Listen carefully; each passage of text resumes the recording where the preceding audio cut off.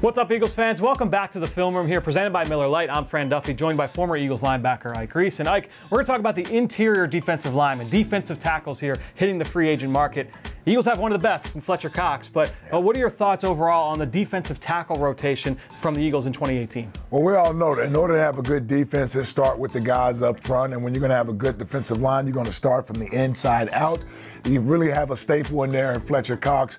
That's going to be the center of your defense, but he's going to need a co-pilot. He's going to need somebody there next to him. And when the Eagles were at their best 2 years ago, when they were a championship team, they really went 3 or 4 deep at that defensive tackle position. So Fletcher is the one mainstay we know. So they need to get a little bit of an infusion of youth. Yeah, I think you could say a lot of the same things about Sheldon Richardson, another former top 15 pick out of Missouri by the New York Jets. Kind of bounced around. This will be his 3rd team in 3 years, potentially his 4th team in 4 years, but a very talented defensive tackle. Yeah, talent's not the issue when they're talking about Sheldon Richardson. You see the way he's able to flow to the football, get up the field, keep his shoulder squared to the line of scrimmage.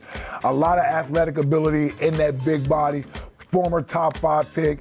Just needs to find a team that wants to build their defense around him. Yeah, and I think one guy who's kind of flown under the radar a little bit since he's entered the league, a former first-round pick out of the University of Texas, that's Malcolm Brown. You see him here lined up right over the left guard as kind of a 2-eye technique. What are your thoughts here overall on Malcolm Brown and what he can do for an NFL team? Yeah, typical Bill Belichick type of a player. Took him in the back of the end of the first round out of Texas, and Malcolm Brown just solid in there. Doesn't make a lot of noise, does his job. I like there being able to hold at the point of attack, very solid against the run. One of those defensive linemen that's able to two-gap. You want guys that can be able to two-gap. Malcolm Brown's a guy you can have. One guy that can two-gap, he can one-gap, he can line up inside, he can line up outside. That's Ndamukong Suh, the former 2nd overall pick out of Nebraska. You see him here, line up as a defensive end. Not a lot of guys that are 300-plus pounds can look like this off the edge. Just a freakish athlete. I mean, it's what made him the number 2 overall pick in the draft when he came out of Nebraska.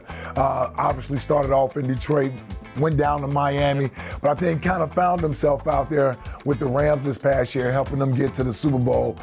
Suh still has a lot of good football left in him. And one guy that I would say probably fit the same description for me in terms of I knew very little about him coming into the game where we played the Indianapolis Colts in Week 3. That's Al Woods. You see the 2 nose tackles? Yeah. He's the one to the left. Al Woods is just a high motor guy, very active, showed the ability to win in the run game and as a pass rusher as well. I like this here. Fights off the double team, able to recognize the flow of the football and get back into the play.